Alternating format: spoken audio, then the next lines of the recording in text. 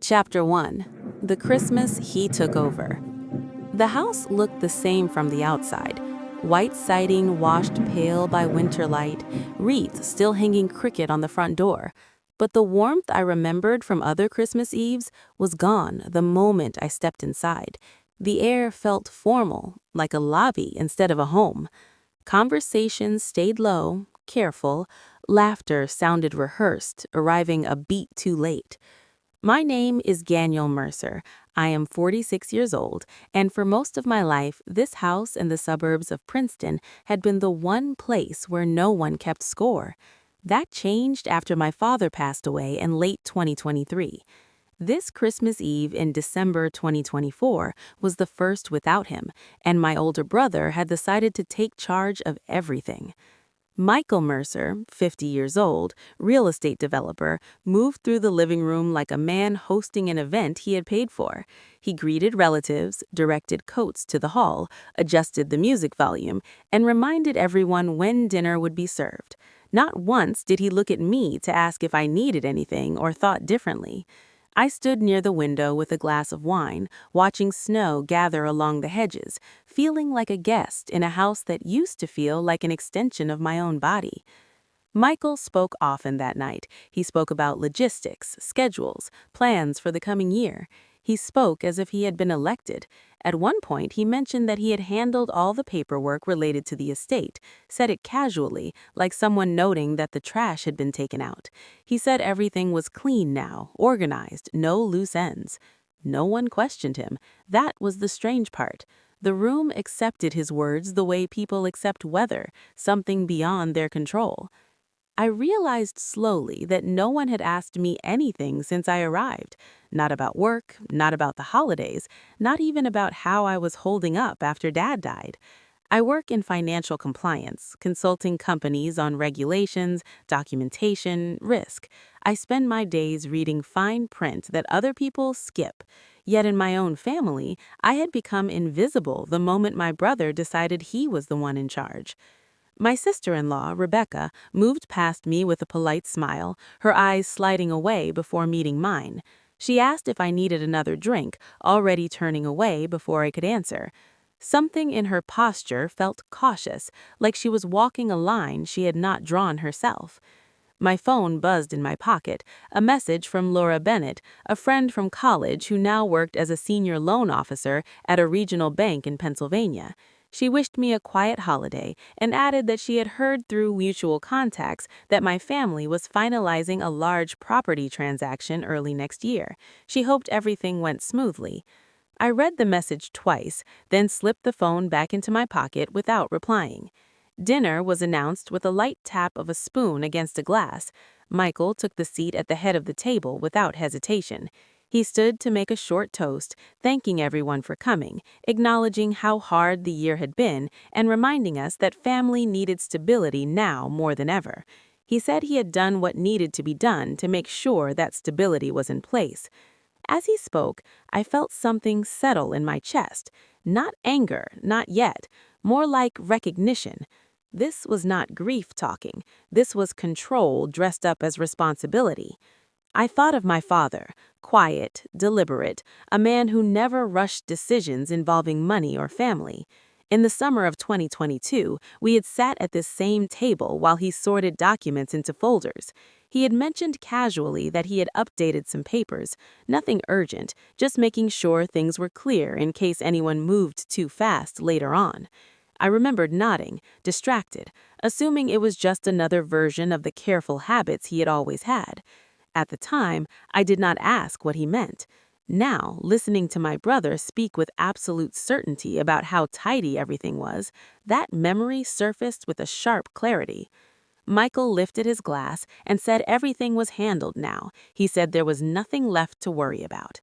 I noticed how quickly Rebecca drank after that. I noticed how a few relatives avoided eye contact with me, as if they already knew something I did not, or perhaps assumed I did not need to know. No one argued, no one asked questions. The table moved on to dessert, to small talk, to weather forecasts and travel plans. I excused myself before coffee was served. I said I was tired, which was true, just not in the way they assumed. Michael nodded, distracted, already engaged in another conversation about timelines and next steps. Outside, the cold air felt honest. I sat in my car for a moment before turning the key, watching the lights glow through the front windows of the house. From the outside, it looked peaceful, complete, sealed. Driving away, I felt an unfamiliar calm, not because everything was fine, but because something had finally clicked into place. My brother was too certain, too comfortable, and my father had never trusted certainty that much. Christmas ended without a fight, without raised voices or slammed doors, just a quiet shift I could feel but not yet name.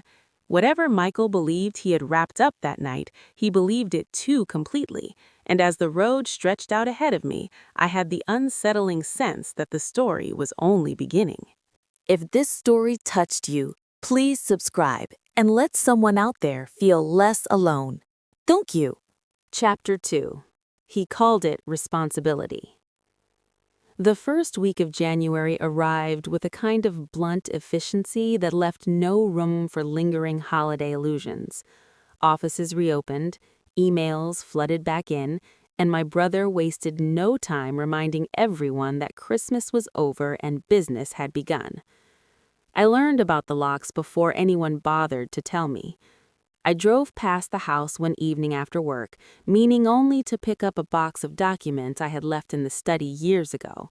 The porch light was on, familiar and unchanged, but when I tried my old key, it did not turn.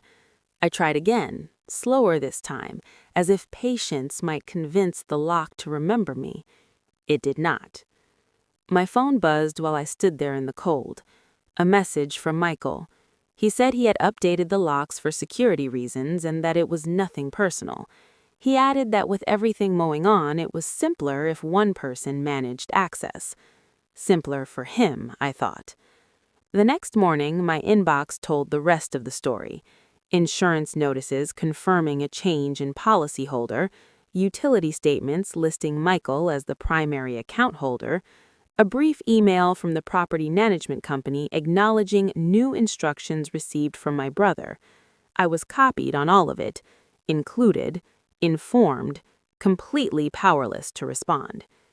At work, I spend my days warning companies about this exact thing: control disguised as efficiency, decisions justified by urgency, authority claimed through repetition rather than consent.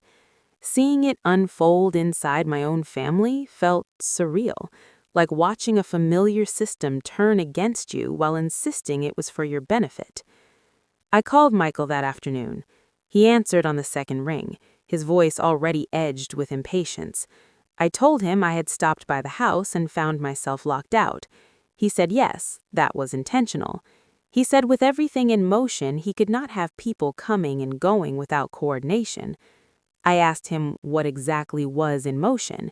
He sighed, the way people do when they believe they are explaining something obvious to someone slow.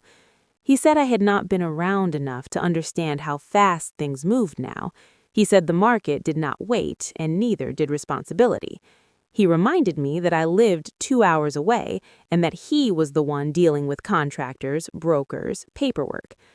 I told him I was not questioning the work, only asking why I was being shut out of decisions that involved me. He said shut out was a strong phrase. He said this was not about control, it was about responsibility. Someone had to step up, and he had. When I pointed out that responsibility usually included communication, his tone cooled. He said I was reading too much into it. He said trust went both ways and that I should trust him to handle things. Trust. The word landed wrong.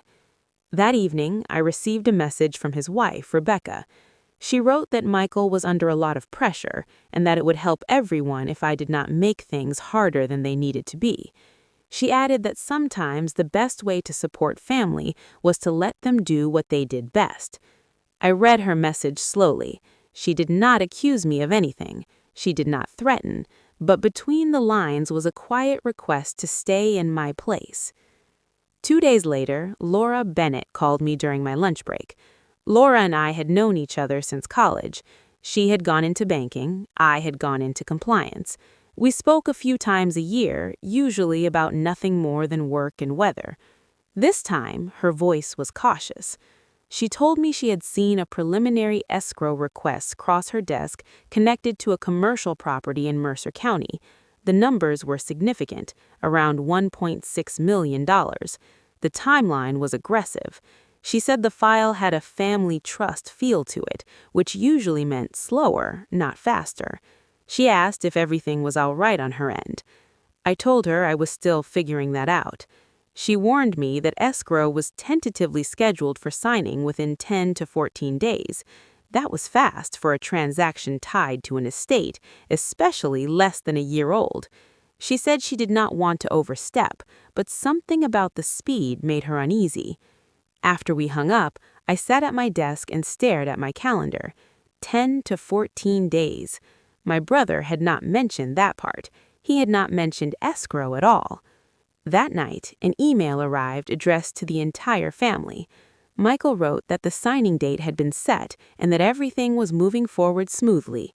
He thanked everyone for their patience and support and said all that was needed now was trust. Reading his words, I felt the pressure tighten.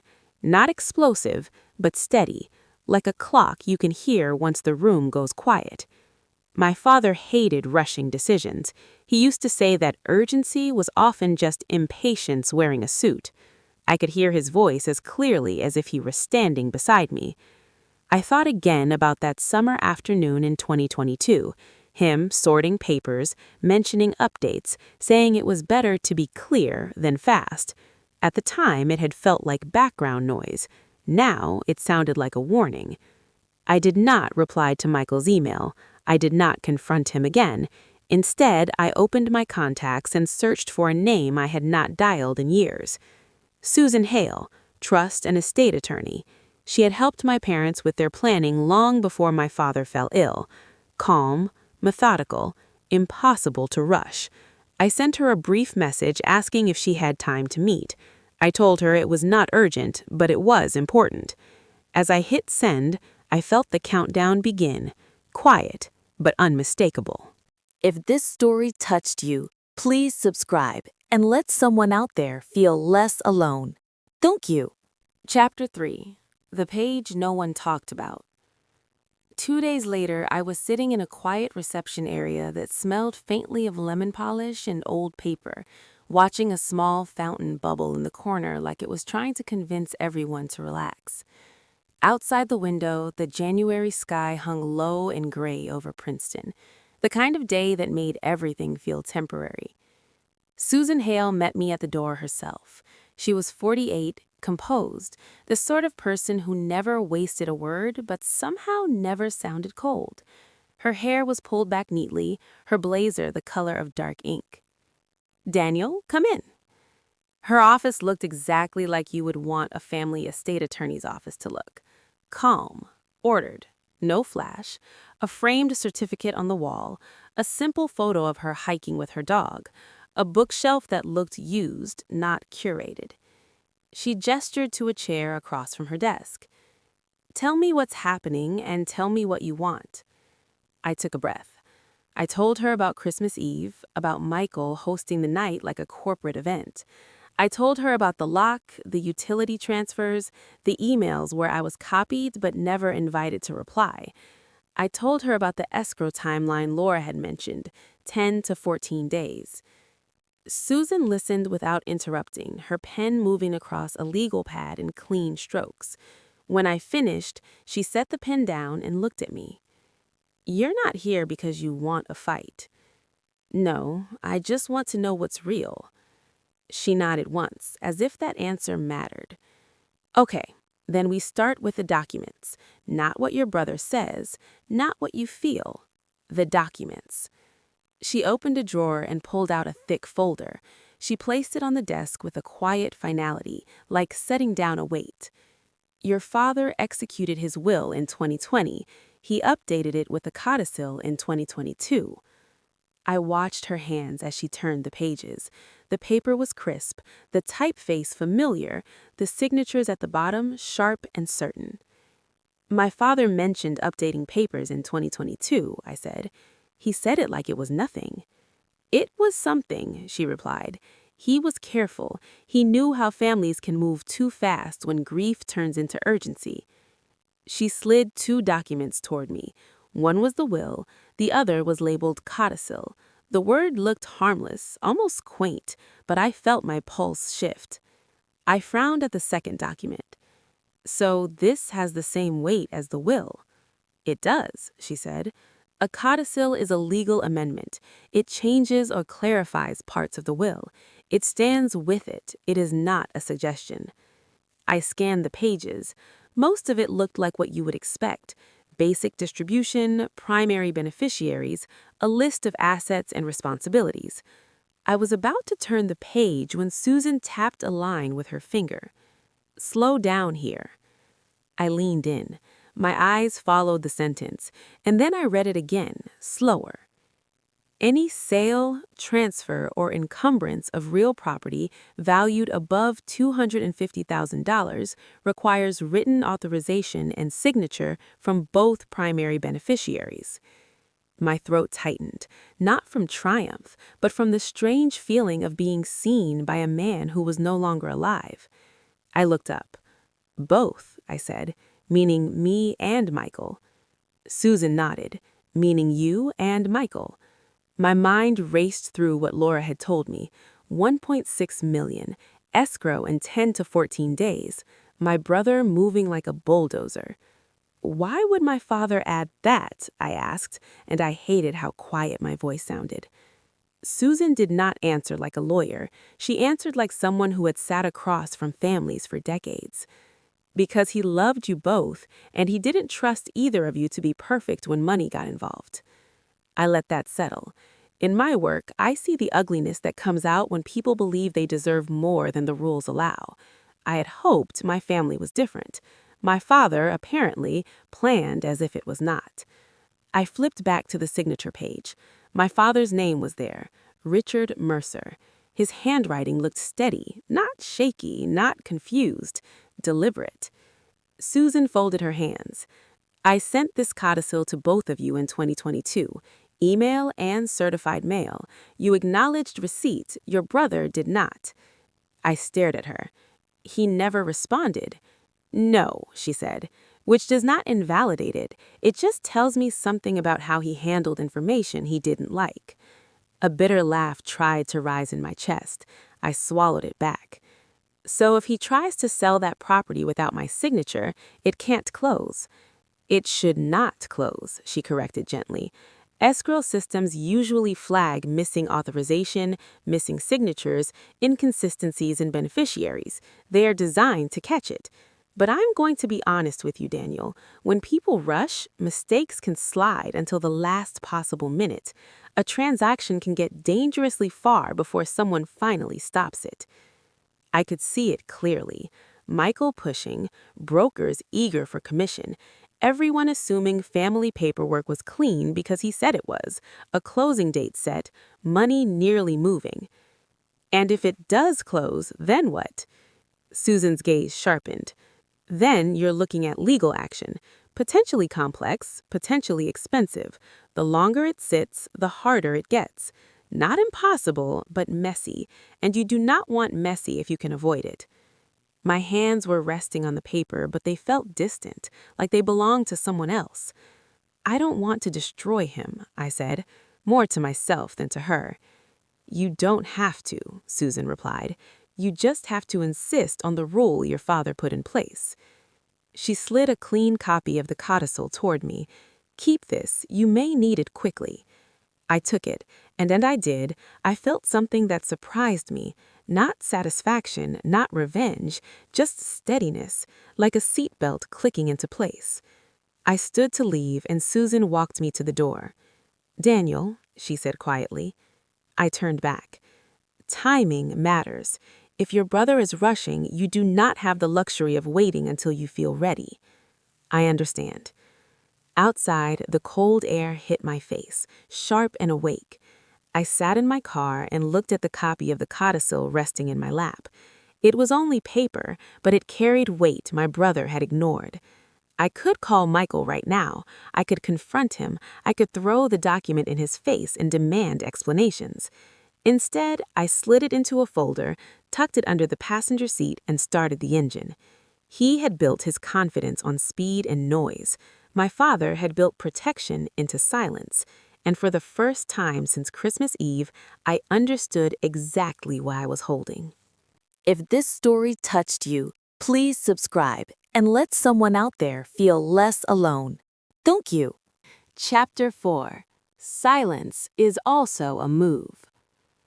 The closing was set for a Thursday morning, the kind of gray January day where the sky looks like it is holding its breath. I drove down to a small escrow office in Hamilton Township with my hands steady on the wheel and my stomach tight, not from fear, but from the weight of what I was choosing to do. I had not warned Michael. I had not sent him a dramatic email. I had not asked for a family meeting. I had done what I always tell clients to do when something feels off: verify, document, then act at the moment your proof matters. Susan Hale met me in the parking lot a few minutes before the appointment.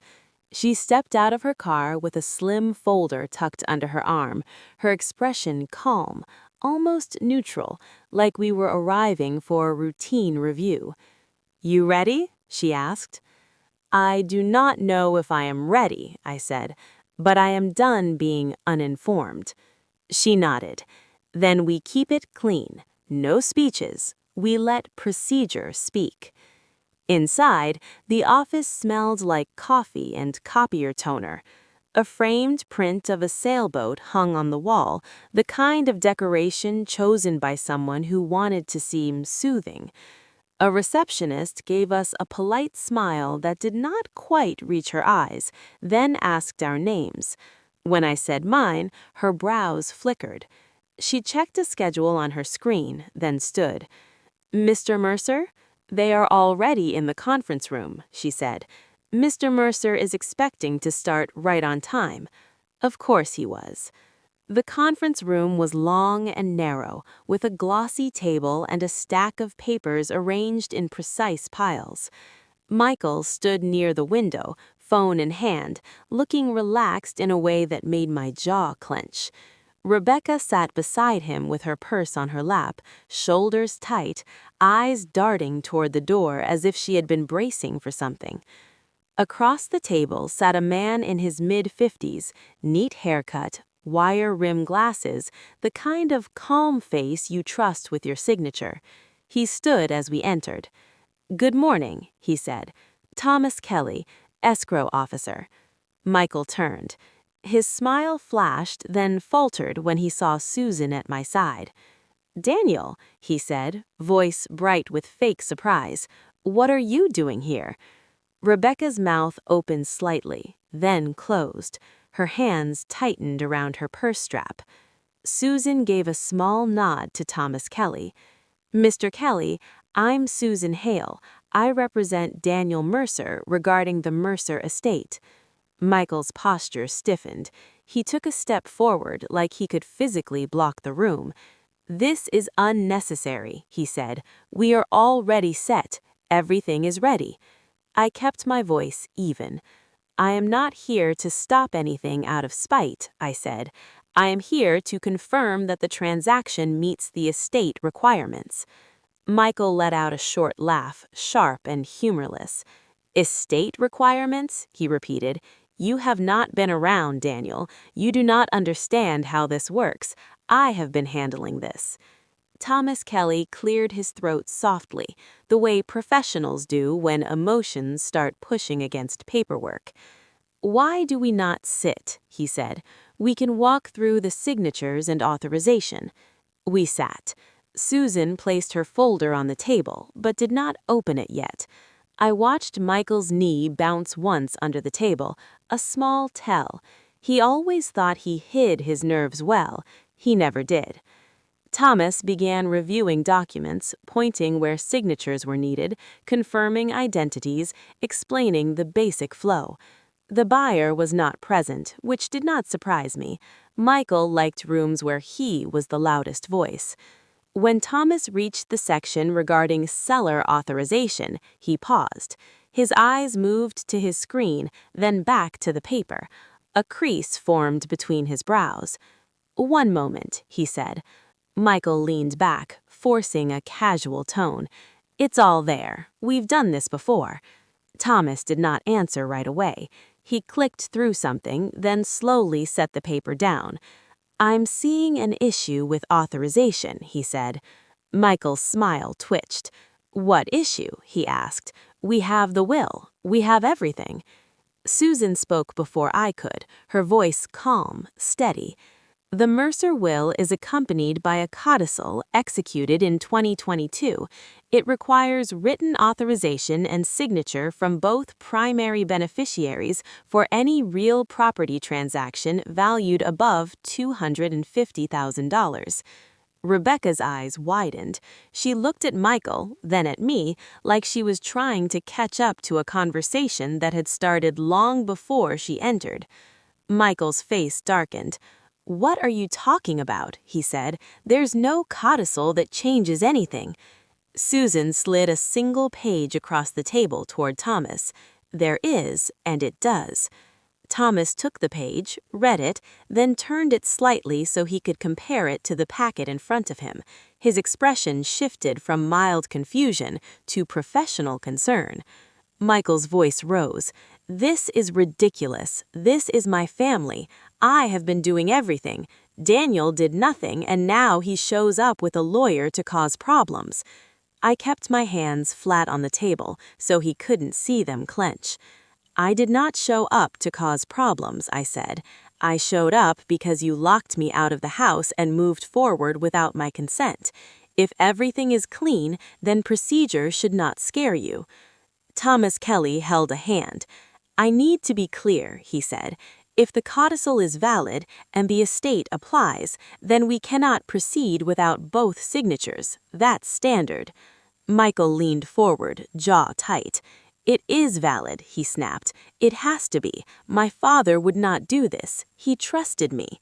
Susan's gaze did not move. "He trusted the structure," she said. "He did not leave the structure to feelings." Thomas looked down again, then spoke carefully. "Our system did flag a missing authorization earlier in the process," he admitted. "It was noted as a pending document. We requested follow-up. We were told it would be provided before closing and that the parties wanted to keep the timeline tight." Michael's eyes flashed toward him. "Because it was going to be provided," he said. "Because this is being handled." Rebecca's voice came out small. "Michael?" she said. "What does that mean? You told me everything was already settled." He did not look at her. He looked at me like I had betrayed him in public. "You did this on purpose," he said. "You waited until the last second to embarrass me." I met his eyes and kept my voice low. "I waited until the moment it mattered, because you don't listen when it costs you nothing." Susan leaned in slightly, speaking to Thomas with quiet precision. "We are not requesting cancellation," she said. "We are requesting a pause, a temporary hold until proper authorization is obtained and reviewed." Thomas nodded, relief visible in the way his shoulders loosened. "That's what we will do," he said. "The transaction will be suspended pending compliance with estate requirements." Michael pushed his chair back hard enough that it scraped the floor. He stood, hands on the table, voice sharp. "You are tearing the family apart," he said. "Dad is gone and you are making this about paperwork, about control." The irony would have made me laugh if it didn't hurt. I stood slowly, not mirroring his aggression, just meeting the moment. "This is not about control," I said. "This is about the one thing you keep pretending you have, permission. Dad wrote it down because he knew love isn't always enough to keep people honest." Rebecca's eyes filled, not with tears, but with something like realization. She stared at the documents as if seeing them for the first time, then looked at Michael with a question she was afraid to ask. Michael grabbed his phone, breathing fast, already moving toward the door. "This is not over," he said. Susan's voice stayed even. "It will be over when it's done correctly." Michael left the room. Rebecca stayed seated, frozen, the sound of the door closing behind him like punctuation. Thomas Kelly exhaled, then began gathering papers into a neat stack again, as if order could be restored by alignment. "I'm sorry," he said quietly. "These situations are difficult." I shook my head. "No," I said. "They are revealing." Susan touched my elbow gently as we walked out. Outside, the cold air hit my face like clean water. I stood by my car for a moment, looking at the building behind me, then at the empty parking space where Michael's car had been. The balance had shifted. I could feel it in the silence he left behind, but it did not feel like victory. It felt like the moment a storm changes direction and you realize the next part will be harder, not because you lack proof, but because proof has consequences. If this story touched you, please subscribe and let someone out there feel less alone. Thank you. Chapter 5. What My Father Actually Left Us. Consequences do not arrive like fireworks. They arrive like paperwork, slow and undeniable, filling your mailbox and your mind until you cannot pretend you are still the same person you were before the truth showed up. In early February 2025, I returned to the house alone. The driveway was edged with dirty snow, the kind that lingers after storms, gray and tired. The porch light was off. The wreath that had looked festive in December now looked like an afterthought. I let myself in with a key Susan had arranged for both of us to have again, because even small symbols matter when you have been locked out of your own history. Inside, the house was colder than I expected, not because the heat was off, but because no one had been living in it. A home without people becomes a museum, even when the furniture stays. I walked through the room slowly, not to indulge in nostalgia, but to let my nervous system catch up to what had happened. The kitchen smelled faintly of stale coffee. The dining room table was bare. No place settings, no forced cheer. The silence felt different than it had on Christmas Eve. Back then, it was avoidance. Now, it was aftermath. A week after the escrow office, Susan filed a formal notice with the escrow company and the listing broker, attaching the codicil and the relevant authorization clause. The effect was immediate. The deal did not just pause, it froze. My brother tried to push back at first. He called Susan twice. He emailed her 3 times. He claimed he had never seen the codicil. He hinted that it was outdated. He asked if we really wanted to drag lawyers into family matters, as if he had not been the one who turned family into a transaction. Susan answered each message the same way, calm, factual, short. She asked him to meet for a review of the estate documents and proposed a structured path forward that required mutual consent. No drama, no insults, only the lane my father had built for us to walk in. That kind of firmness does something to a person who survives on noise. It starves them. The next step was tedious but necessary. We reviewed every asset, every account, every obligation. The house, the commercial property, a small investment portfolio, a life insurance policy my father had kept active long after he needed to. We traced what had been changed after Dad died and what had been attempted after Christmas. We documented the lock changes, the utility transfers, the rushed escrow timeline. Not because I needed revenge, because clean records are how you prevent the next lie from taking root.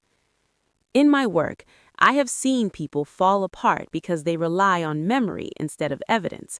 I was not going to be one of them. On the table in the study, Susan left a file folder. Inside, she placed copies of the will, the codicil, and a sealed envelope she said my father had asked her to deliver only if there was conflict. I stared at the envelope for a long time before I opened it. My father's handwriting was steady on the front. My name written the way he always wrote it, slightly slanted, careful. When I finally broke the seal, a single letter slid out. I sat in my father's chair, the same leather chair he used to sit in when he balanced household bills at the end of the month, and I unfolded the paper. He did not write about property values. He did not write about who deserved what. He wrote about fear. He wrote that after my mother died in 2019, he learned something he had not expected, that grief makes people cling, and sometimes the thing they cling to is control. He wrote that he loved both his sons, but he had seen enough families implode to know love does not automatically prevent harm. He wrote that Michael had always been a fixer, a doer, a man who moved faster than he listened. He wrote that I had always been quieter, the one who watched, who hesitated, who tried to keep peace. He wrote that neither trait was wrong, but either trait, unchecked, could become dangerous. Then he wrote the sentence that cracked something in me. He said, "If you ever feel like you are being pushed out of your own family, do not fight with your voice first. Fight with the truth." I did not cry loudly. It wasn't that kind of moment. It was a slow burn behind my eyes, the kind of grief that feels older than the day you were living. I folded the letter back into its envelope and set it on the desk, then listened to the house for a moment as if I might hear him moving in the hallway. I heard nothing, only the hum of the heater and the faint creak of wood settling. Later that afternoon, Michael called. I almost didn't answer, not because I was afraid, but because I didn't want to give him the power of my immediate reaction. Then I thought about what my father wrote: truth, calm, structure. So I picked up. "Daniel," he said, his voice lower than I was used to. No performance this time, just a tired edge. "What do you want?" I asked. There was a pause, and in that pause I heard something I had not heard from him in years: uncertainty. "I didn't think you would do this," he said. "I didn't think you would lock me out of the house," I replied. He exhaled hard. "I was trying to protect us." "From what?" I asked. "From me having a say?" Another pause. "I needed the deal," finally, he said, and the admission hung in the air like a confession he had been avoiding. I had cash tied up. I had deadlines. I thought if I moved fast enough, it would just be done. "And you thought Dad's wishes were an inconvenience," I said. "I thought I knew what he wanted," he said, and then his voice caught, almost imperceptibly. "I thought I was doing what he would have done." My throat tightened, not with anger, but with the strange sadness of seeing your sibling as a flawed human instead of a villain. I wanted him to be a villain. Villains make stories simple, but families do not. "I'm not trying to take everything from you," I said. "I'm trying to stop you from taking everything from everyone else." He did not respond with a grand apology. There was no movie moment, just silence, heavy, honest. When he spoke again, it was quieter. "So what happens now?" "Now we do it the right way," I said. "We review everything, we agree on a plan, we sell only what we both sign off on. We stop using Dad as an excuse to ignore each other." He made a small sound, somewhere between acceptance and defeat. "Rebecca is furious," he said. "Good. Maybe she should be. Maybe we all should have been earlier." That ended the call, not neatly, not warmly, but real. In the weeks that followed, the estate moved into a steadier rhythm. The commercial property stayed listed, but with a timeline that didn't feel like a trap. The house remained in joint control until we decided together what to do with it. Utilities were transferred back to a shared arrangement. Access was restored. Boundaries were written down, not assumed. Michael did not win by speed. I did not win by humiliation. The only thing that won was the truth my father left behind, the kind that doesn't shout, it simply stands there until everyone else runs out of excuses. Before I left the house that day, I walked through the living room one last time. I turned off the lamp, I locked the door behind me, and stood on the porch for a moment, breathing in the cold air. Christmas did not give me peace. It gave me clarity. And if you've ever been made to feel like you don't belong in your own family's decisions, if you've ever been told to stay quiet for the sake of keeping things smooth, I hope you remember this. Anger burns fast. Evidence lasts. If this story hits something personal for you, tell me in the comments what you would have done in my place and whether you think silence is strength or surrender.